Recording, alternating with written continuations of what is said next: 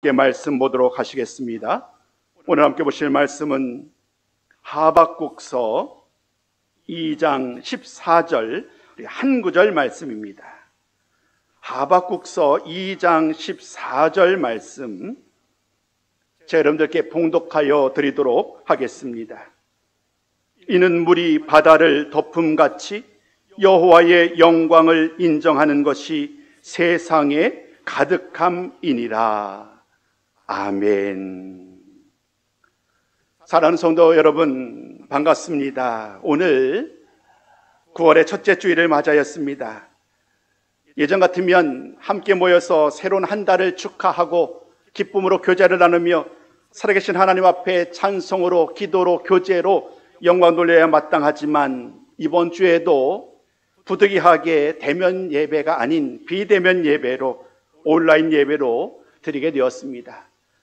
이미 아시겠습니다마는 안타까운 소식은 2.5단계에 대한 거리두기가 한 주간이 더 연장이 되었지요.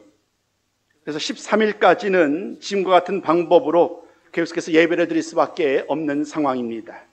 오늘 함께 예배를 드리는 과정 속에서 비록 함께 예배당에 모여 예배를 드리지는 못하지만 있는 그곳에서 함께 하시는 하나님 아버지 앞에 기쁨으로 예배하는 시간이 되기를 소망합니다.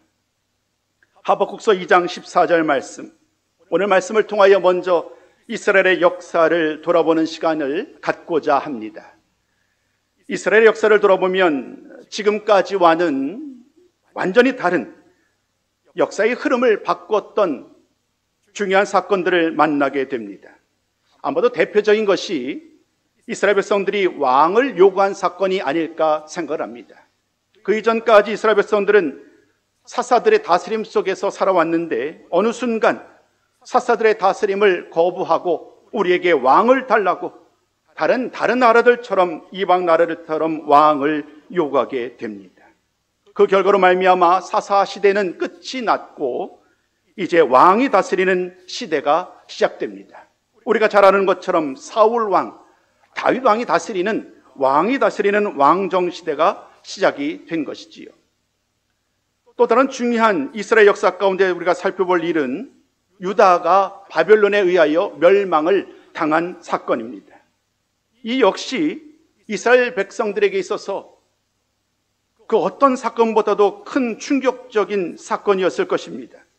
왜냐하면 그들은 이제까지 하나님의 백성이라는 이유로 하나님께서 모든 것을 지켜주시고 모든 위험에서 안전하게 하실 것이다 라는 확신 속에 살아왔습니다.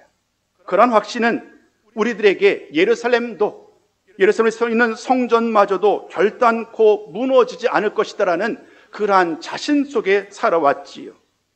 그러나 주전 586년 유다가 바벨론에 의하여 멸망을 당함으로 말미암아 그들의 기대와 소망은 무너지고 말았습니다. 그러나 여러분 기억할 것이 있습니다. 이것은 갑작스럽게 일어난 일이 아니라는 사실입니다. 하나님께서는 이사야와 예레미야와 같은 선지자들을 통하여 이미 오래전부터 유다가 바벨론에 의하여 멸망을 당할 것이라고 예언하셨기 때문입니다. 예레미야와 동시대에 활동했던 선지자 중에 하박국 선지자라고 오늘 우리가 나누게 되는 이 본문의 말씀 속에 등장하는 바로 그 하박국 선지자이지요. 하박국 선지자도 예외는 아니었습니다. 그 역시 하나님의 말씀을 따라 바벨론이 유다를 벌할 것이다라는 말씀을 선포합니다. 그러나 하박국은 여전히 마음이 무겁습니다. 어떻게 우리가 저 의롭지 못한 바벨론 같은 나라에 의하여 멸망을 당할 수 있느냐라는 것입니다. 하박국 선지자는 하나님의 명령을 따라 바벨론에 의하여 유다가 멸망에 이를 것임을 선포하지만, 예언하지만 동시에 하나님께는 하소연을 하는 거예요. 하나님, 어떻게 이런 일이 일어날 수 있습니까? 공의로우신 하나님께서 어떻게 악한 바벨론을 사용하여 그들보다도 의로운 자신들을 벌하실 수 있느냐는 것입니다. 나중에 기회가 되시면 하박국서를 쭉 묵상해 보시면 하박 선지자가 질문하고 하나님이 대답하는 말씀이 두 번씩 반복해서 이루어집니다. 답답한 마음에 하박국은 하나님 앞에 하소연하고 하나님은 그 하소연을 듣고 응답의 말씀을 전합니다. 그럼에도 불구하고 하박국은 만족하지 못해서 또다시 하나님을 향하여 질문하고 하나님은 그 질문에 답을 주시지요. 그 두 번째, 하나님이 하박국 선지자의 질문에 답을 했던 말씀이 바로 2장 2절부터 20절까지의 말씀인 것입니다. 그리고 오늘 본문 말씀은 그 하나님의 두 번째의 응답의 말씀 속에 그 가장 중심에 자리하고 있는 것이 오늘 본문 말씀이지요. 하나님은 이 두 번째의 대답을 통하여 이렇게 말씀하여 주셨습니다. 바벨론은 반드시 멸망을 당할 것이며 참된 믿음은 반드시 보상을 받을 것이다 라는 것입니다. 그가 그토록 염려했던 바로 그 일, 어떻게 바벨론이 우리를 침략하여 우리를 멸망에 이르게 했느냐라는 그 질문 앞에 하나님은 바벨론 역시 예외 아니게 그들도 역시 멸망에 이르게 될 것임을 분명하게 이야기합니다. 그러나 중요한 것은 그 다음입니다. 그런 상황 속에 오늘 우리들은 어떻게 살아가야 되느냐라는 말씀 속에 하나님이 하박국 선지자를 통하여 강조한 것은 끝까지 믿음을 지키라는 것입니다. 우리 한번 오늘 말씀을 한 구절 살펴봤으면 좋겠습니다. 2장 4절 말씀을 한 목소리로 함께 읽습니다. 시작. 보라, 그의 마음은 교만하여 그 속에서 정직하지 못하나 의인은 그의 믿음으로 말미암아 살리라. 아멘. 오늘 이 본문은 우리에게 너무나도 유명한 말씀이지요.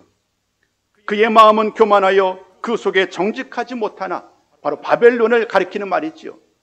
바벨론의 나라는 결국 정직하지 못하고 교만하였기 때문에 멸망에 이를 수밖에 없고, 중요한 사실은 바로 우리들, 여호와 하나님을 끝까지 신뢰하는 우리들, 의인들은 그의 믿음으로 말미암아 이와 같은 어려움 속에서도 살아날 수 있음을 하나님은 분명하게 보여주셨습니다. 2장 4절 말씀을 통하여 하나님이 강조한 것은 이것입니다.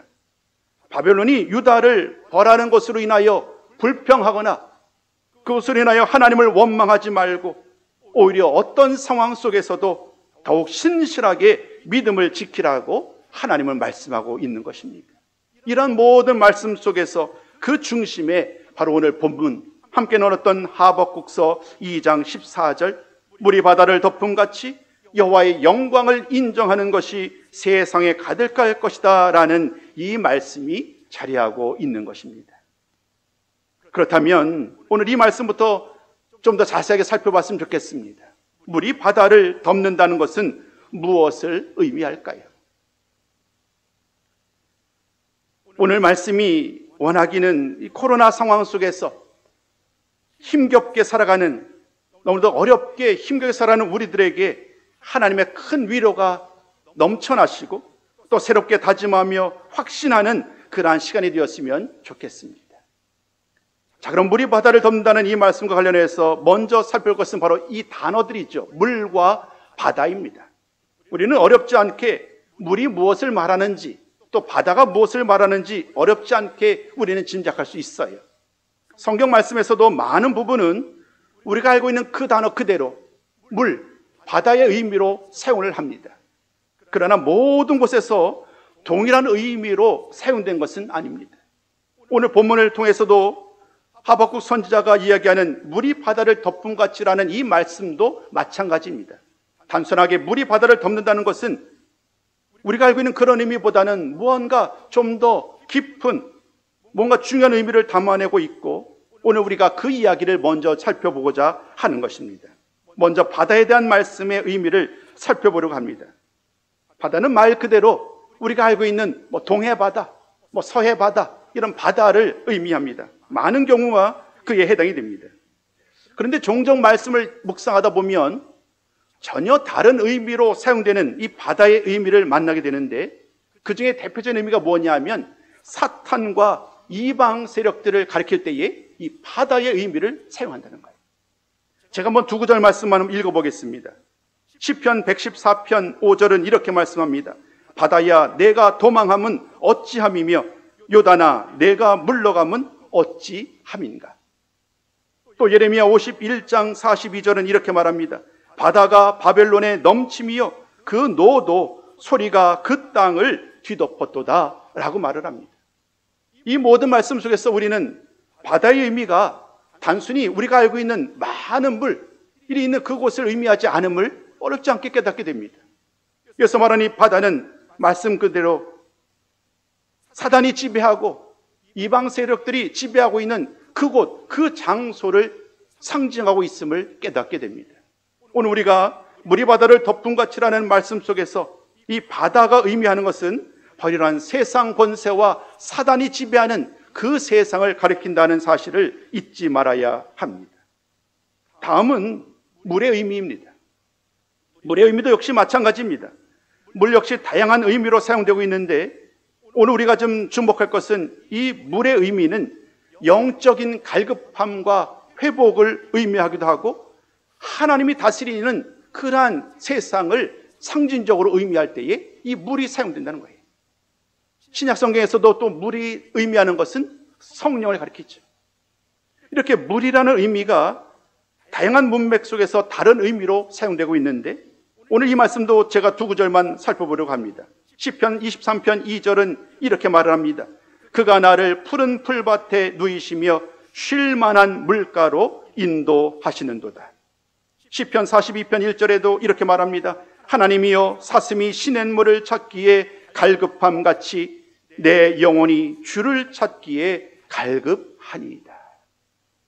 물이라는 이미지를 통하여 우리에게 주시는 말씀은 영적으로 너무나도 힘든 과정 속에서 하나님이 주시는 그 참된 평안함을 누리기 위하여 쉴 만한 물가로 나아가서 참된 안식을 얻고 회복을 얻게 되는 그 모습 속에서 이 시냇물, 물이라는 단어가 사용되고 있다는 거지요. 하나님이 다스리는 그 장소, 하나님이 다스리는 바로 그때가 이 물이라는 이 단어 속에서 표현되어 있는 말씀이라고 설명드릴 수 있습니다. 자, 그럼 이 두 가지 물과 바다의 의미를 살펴봤는데 이 물이 바다를 덮음같이 라는 말씀은 이제 어렵지 않게 진정할 수 있을 것 같습니다. 바다는 사단이나 이방 나라들이 다스리는 세상의 모습, 부정적이고 죄악과 부조리가 판을 치는 그런 세상을 의미한다고 말씀을 드렸습니다. 그러나 때가 되면 하나님의 능력이, 하나님의 권세가 모든 세상에 임하게 될 것입니다. 그때가 되면 바다로 상징되는 사단과 이방 나라들이 더 이상 권세를 가지고 능력을 가지고 세상을 지배할 수가 없습니다. 하나님의 능력과 하나님의 권세가, 하나님의 다스림심이 이제 그 모든 대적들을 물리치시고 물이 바다를 덮음같이 하나님의 아름다운 능력과 권세가 세상의 모든 악한 대적들을 물리치시고 그 모든 세상을 다스리게 되는 이러한 아름다운 모습, 이것이 바로 오늘 본문에서 이야기하는 물이 바다를 덮음같이라는 이 말씀 속에 담겨져 있는 의미인 것입니다. 따라서 물이 바다를 덮는다는 것은 하나님께서 세상 나라와 사단의 권세를 물리치시고 세상을 다스리는 것을 의미한다라고 말씀을 드릴 수 있습니다. 이제 오늘 본문 말씀을 통하여 계속 그 의미를 좀 더 자세히 나누고자 합니다. 그렇다면 하나님께서는 바벨론으로 대표되는 이 세상 나라들을 심판하실 것임을 오늘 2장 2절부터 20절 말씀을 통하여 분명하게 보여주셨는데 그때가 되면 과연 이 세상 가운데는 어떤 일들이 일어나게 될까요? 오늘 크게 두 가지로 여러분과 함께 살펴봤으면 좋겠습니다. 첫 번째입니다. 온 세상이 여호와를 알게 될 것입니다. 온 세상이 여호와를 알게 된다는 이 말씀은 이사야서 11장 9절 말씀을 인용하여 여러분들에게 말씀을 드리고 있는 것입니다. 참 의미 있게도 오늘 이 본문 말씀을 잘 보면 이사야서 11장 9절 말씀이 오늘 본문 말씀과 거의 흡사하죠. 우리 한번 같이 한번 읽어볼까요? 이사야서 11장 9절을 함께 읽어봅니다. 자, 시작. 이는 물이 바다를 덮음같이 여호와를 아는 지식이 세상에 충만할 것임이니라. 아멘. 11장 9절 말씀만을 짤막하게 읽어드렸습니다마는 이사야서 11장 말씀은 우리에게 아주 중요한 예언의 말씀을 선포하고 있습니다. 이사야서 11장은 이런 말씀으로 이사야 선지자가 선포를 합니다. 장차 이새의 줄기에서 한 싹이 나온다는 거예요. 한 싹이 나오고 예전 성경은 순이라고 얘기했었지요. 순, 싹이 나오고 그 순이, 그 싹이 이제 세상을 다스릴 텐데 그때는 평화의 나라가 임하게 된다는 거예요. 다툼과 싸움이 더 이상 세상을 지배하지 아니하고 다윗의 자손으로 오실 이새 줄기에서 나올 한 싹으로 말미암아 세상의 평화의 나라가 임할 것이다 라는 예언의 말씀이 선포됩니다. 하나님께서는 그의 백성들을 다스리기 위해서 이새의 가문을 통하여 한 사람을 보내실 것이다 라는 말씀이 11장 1절부터 계속 예언의 말씀으로 이어집니다. 그리고 이어지는 5절의 말씀을 보다 보면 그분이 장차 공의와 정직으로 세상을 심판하시며 이방 나라를 하나님께로 돌아오게 하실 것이다 라고 말씀하여 주셨어요. 이사야 선지자는 그 당시 이 말씀을 전하며 이것이 무엇을 의미하는지 알 수 없었을 것입니다. 이사야 11장 9절은 바로 그와 같은 시대를 배경으로 하는데 다윗의 자손으로 오시는 그 한 분이 다스리는 때가 되면 여호와를 아는 지식이 온 세상에 충만하게 된다는 것입니다. 오늘 좀 전에 읽었었던 이사야 11장 9절, 온 세상이 여호와를 알게 되는 그 놀라운 일들이 언제 이루어지느냐 하면 바로 이새의 줄기에서 나올 한 싹, 그가 세상에 옴으로 말미암아 그를 통하여 이 놀라운 은혜가 시작된다는 것이죠. 사랑하는 성도 여러분, 우리는 오늘 이 말씀을 통하여 장차 다윗의 자손으로 오시는 분이 누구인지를 어렵지 않게 짐작할 수 있습니다. 여러분이 알고 계시는 바로 그분입니다. 이 세상에 메시아로 오신 그분, 다윗의 자손이요 오늘도 우리를 살리신 예수 그리스도. 오늘 하나님은 이 이사야서 11장 말씀을 통하여 장차 하나님의 아들로 오시는 그분, 다윗이요 구원자이신 메시아, 바로 예수님께서 이 세상에 오심으로 말미암아 그 예수님을 통하여 온 세상이 여호와 하나님을 알게 되는 그러한 놀라운 일들이 시작될 것이다 라고 하나님은 이사야 선지자를 통하여 예언하신 것입니다. 신약 성경 말씀을 다 살펴보십시오. 결국 신약 성경의 모든 말씀은 그 말씀을, 그 약속을 이루기 위한 과정임을 깨닫게 됩니다. 주님이 오셔서 제자들을 부르시고 주님이 맨 처음에 유대인들에게 복음을 증거합니다.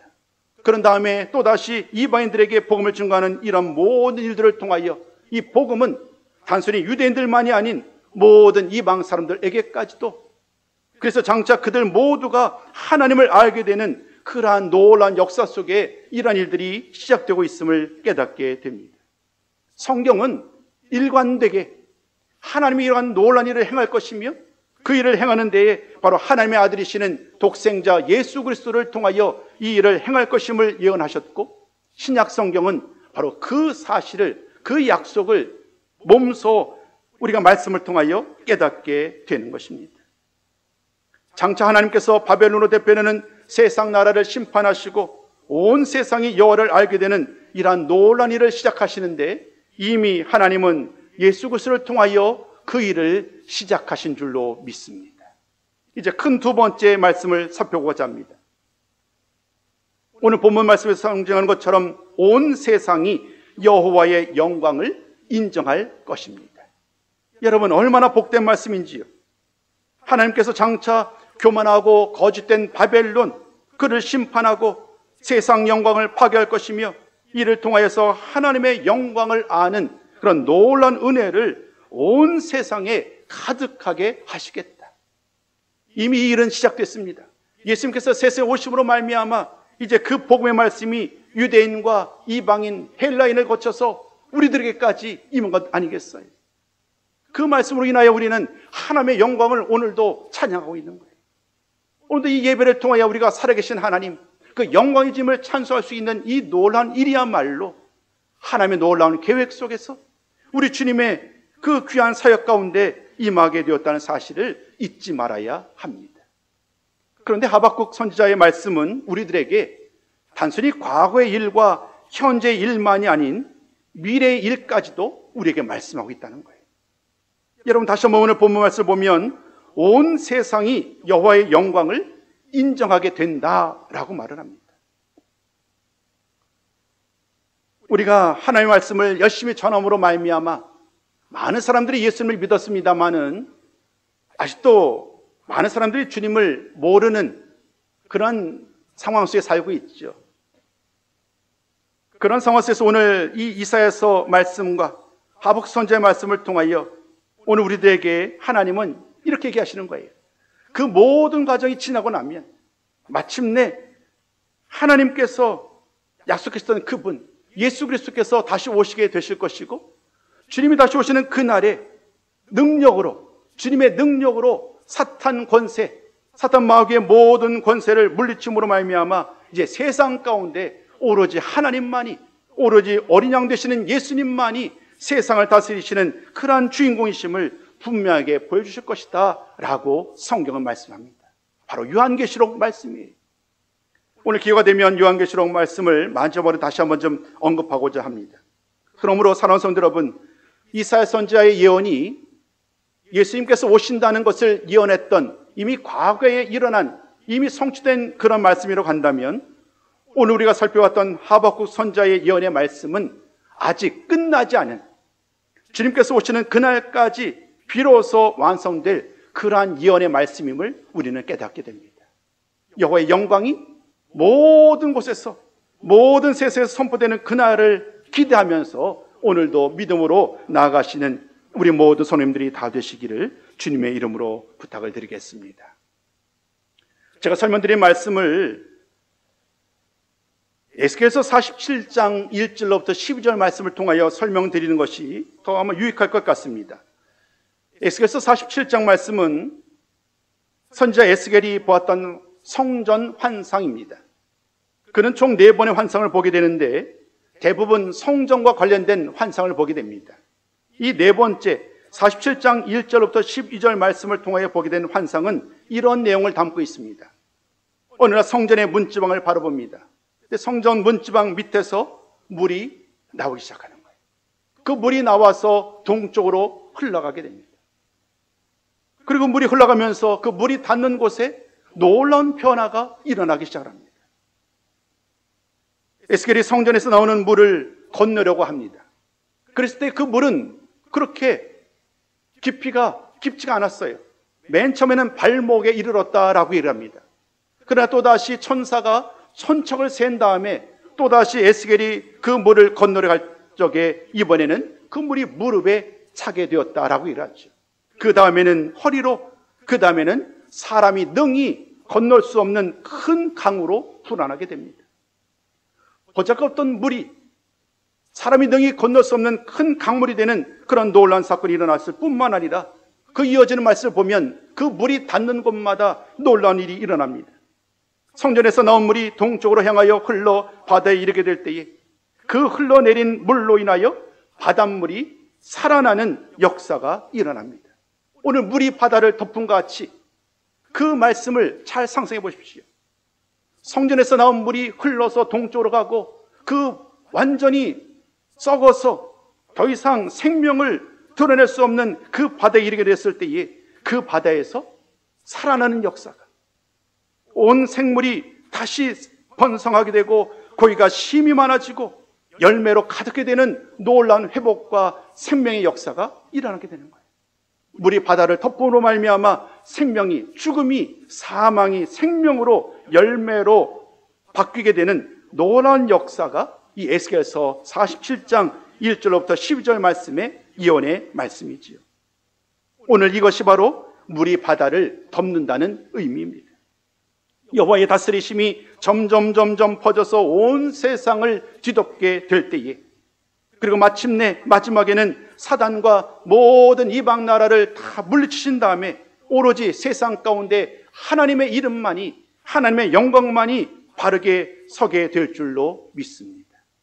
오늘 본문은 바로 그 이야기, 장차 하나님을 통하여, 우리 주님을 통하여 이루실 그 놀라운 일들을 이 짤막한 2장 14절 한 절 말씀을 통하여 우리에게 보여주신 것입니다. 사랑하는 성도 여러분, 오늘 우리는 하박국서 2장 14절과 이사야서 11장 9절 말씀을 통하여 물이 바다를 덮은 것 같이 장차 온 세상이 하나님을 알고 하나님의 영광을 인정하게 될 것임을 살펴보았습니다. 이와 관련해서 2가지만 더 강조를 드리고 싶습니다. 첫 번째, 하나님께서 이 모든 일을 이루어 가심에 있어서 그 일을 이루시기 위하여 택하신 분이 바로 예수 그리스도이시라는 것입니다. 예수님을 통하여 복음이 먼저 유대인에게 그리고 헬라인에게 전해진 것이나 오순절 성령 강림으로 말미암아 주님의 제자들이 예루살렘과 온 유대와 사마리아와 땅끝까지 이르러 주님의 증인이 된 것, 이 모든 것들은 결국 온 세상에 여호와의 영광이 가득하게 하시려는 하나님의 계획 속에 일어난 일인 거예요. 이 모든 것 무엇 하나 우연히 일어난 일은 하나도 없는 거예요. 모든 것이 완벽하게 하나님의 계획하심 속에, 하나님의 섭리하심 속에 일어나고 있다는 사실을 우리는 오늘 본문을 통하여 깨닫게 됩니다. 어제 날짜로 사회적 거리두기 2.5 단계가 일주일까지 또 확정이 됐잖아요. 13일까지 힘겹더라도 힘들더라도 이러한 방법으로 예배를 드릴 수밖에 없게 되었어요. 이러한 시간이 오래되다 보니까 여러 가지 많은 이야기들이 들려옵니다. 코로나19 바이러스가 확산되는 과정에서 교회를 향한 시선이 결코 긍정적이지 않잖아요. 아주 따갑습니다. 교회가 코로나 확산의 주범이다라는 것이 사회의 일반적인 생각이잖아요. 이로 인해서 많은 교회가 전도의 문이 막힐 것을 염려하고 있습니다. 그러나 오늘 이 말씀을 쭉 우리가 살펴보면 이러한 염려는 좀 지나친 비약이겠지요. 그러나 여러분, 그럼에도 불구하고 교회를 향한 그들의 소리에도 우리는 좀 귀담아 들어야 합니다. 오늘까지 우리의 교회가 혹여나 우리들만의 잔치, 우리들만이 즐거워하고 기뻐하는 우리들만의 모임은 아니었는지 다시 한번 돌아보면서 이제는 교회가 다시 한번 문을 열고 사회의 필요를 귀담아 들으면서 그들에게 좀 더 좋은 모습으로, 올바른 모습으로 다가가야 될 시대가 이제 우리들에게 열려있다는 사실을 잊지 않으셨으면 좋겠어요. 왜냐하면 그들은 여전히 우리의 전도의 대상이에요. 그분들은 여전히 하나님을 알고 하나님의 영광을 드러내야 될 우리의 이웃이라는 사실을 잊지 않으셨으면 좋겠습니다. 그러면 사랑하는 성도 여러분, 이제 큰 두 번째, 마지막 결론의 두 번째입니다. 오늘을 어떻게 살아가야 할까요? 참으로 감사하게도 하나님은 오늘 이 2장 말씀을 통하여 우리에게 중요한 두 가지 가르침을 주셨어요. 그 가르침이 뭐냐면 인내와 공의입니다. 인내하라는 거예요. 인내하라는 거예요. 바벨론이라는 나라가 이 이스라엘을, 유다를 공격하여서 이제 멸망에 일어날 날이 얼마 남지 않았어요. 하박국 선지자의 시점에서 바라보자면요, 그래서 그는 불평하는 거예요. 왜 이런 일이 일어나려 하면서 하나님 아버지 앞에 불평하는데, 그 불평함 가정 속에서 그 믿음을 흔들리지 말고 이런 모든 상황 속에서도 변함없이 인내하며 믿음을 지키라는 거예요. 그러면 하나님이 하나님의 계획함 속에서, 하나님의 섭리하심 속에서 그 바벨론을 물리치시고 하나님의 영광을 아는 모든 능력을 온 세상에 드러나여 주신다는 거죠. 두 번째가 뭐라고요? 공의입니다. 공의. 이 세상 가운데 의롭게 올바르게 살라는 거예요. 그리스도인으로 모든 사람들에게 칭찬받을 수 있는 세상의 빛과 소금으로 살아가는 것, 하나님 보시기에 합당한 삶을 살아가는 것, 이것이 바로 오늘 우리들이 꼭 부여잡고 살아가야 할 가장 중요한 명령이지요. 아모스서 5장 24절에도 이와 같은 말씀을 통하여 동일한 의미를 강조하고 있습니다. 오직 정의를 물같이, 공의를 마르지 않는 강같이 흐르게 할지어다. 정의와 공의를 행하라는 하나님의 말씀이 오늘 하박국 선지자나 또 아모스 선지자나 오늘 우리를 사랑하는 우리들에게나 동일한 말씀으로 다가오고 있음을 오늘 말씀을 통하여 깨닫는 그러한 은혜로운 시간이 되었으면 좋겠습니다. 사랑하는 성도 여러분, 하박국서 맨 처음을 보면 하박국 선지자는 불평합니다. 바벨론같이 악한 나라가 우리같이 의로운 유다, 우리를 멸망이라 한다는 것을 도무지 이해할 수 없었거든요. 불평하고 또 불평하던 그에게 하나님은 오늘 2장 말씀을 통하여 하나님의 계획을 자세하게 설명하였어요. 그 일이 있고 난 이후에 드디어 하박국은 하나님의 마음을 깨닫게 됩니다. 하나님의 사랑을 깨닫게 됩니다. 그런 다음에 그는 마지막 하박국서 3장 17절과 18절 말씀을 통하여 참으로 멋들어진 기도, 멋들어진 고백을 하게 됩니다. 아마 이 말씀은 여러분들도 잘 아실 것입니다. 우리 시간 함께 그 하박국의 마지막 기도의 내용을 함께 읽으셨으면 좋겠습니다. 17절과 18절을 함께 했습니다. 시작. 비록 무화과 나무가 무성하지 못하며 포도나무에 열매가 없으며 감람나무에 소출이 없으며 밭에 먹을 것이 없으며 우리의 양이 없으며 외양간에 소가 없을지라도 나는 여호와로 말미암아 즐거워하며 나의 구원의 하나님으로 말미암아 기뻐하리로다. 사랑하는 성도 여러분, 불평은 사라졌어요. 원망은 사라졌어요. 하나님의 마음을 깨달으니까 이제 구원의 하나님을 기뻐 찬송하는 그러한 아름다운 모습으로 하박국 선지자의 말씀은 마무리를 하게 됩니다. 오늘도 더딘 것 같지만 물이 바다를 덮은 같이 하나님의 영광을 인정하는 것이 전 세계의 방방곡곡으로 퍼져나가고 있습니다. 그러니까 여러분, 그 일 때문에 염려하지 마세요. 오늘도 접사 말씀드린 것처럼 이 코로나 바이러스로 인하여 전도의 문이 막힐까봐 염려가 됩니다라는 그 주변에 있는 많은 얘기를 듣지만, 물론 그 말씀도 사실이겠습니다마는 이 하나님의 계획하심 속에서는 이런 모든 상황과 환경을 통하여 더 큰 하나님의 은혜와 능력과 영광이 나타나게 될 줄로 믿습니다. 그리고 중요한 것은 이것입니다. 오늘도 변함없이 인내와 공의로 마지막에 주님께서 사탄 마귀를 물리치고 영광 중에 다시 오심으로 말미암아 온 세상이 하나님의 나라로 가득하게 될 그날을 바라보면서 오늘도 날마다 즐거워하면서 하나님께 영광을 돌리는 그러한 삶을 살아가야 할 줄로 믿습니다. 오늘 말씀은 좀 다른 모양으로 마무리를 하고 싶습니다. 이 모든 말씀의 마지막 결론은 요한계시록을 통하여 우리는 보게 되는데, 요한계시록의 두 구절 말씀을 함께 읽으시고 그 말씀을 통하여 오늘 결론의 말씀을 대신하고자 합니다. 요한계시록 19장 1절과 2절 말씀을 우리 함께 읽어봅니다. 시작. 할렐루야. 구원과 영광과 능력이 우리 하나님께 있도다. 그의 심판은 참되고 의로운지라. 우리 계속해서 6절과 7절까지 맞아 있습니다. 자, 시작. 할렐루야. 주 우리 하나님 곧 전능하신 이가 통치하시도다. 우리가 즐거워하고 크게 기뻐하며 그에게 영광을 돌리세. 아멘. 이 기도대로, 이 선포대로 오늘도 변함없이 즐거워하며 기뻐하며 하나님의 영광을 선포하는 복된 삶을 사시기를 주님의 이름으로 축원합니다.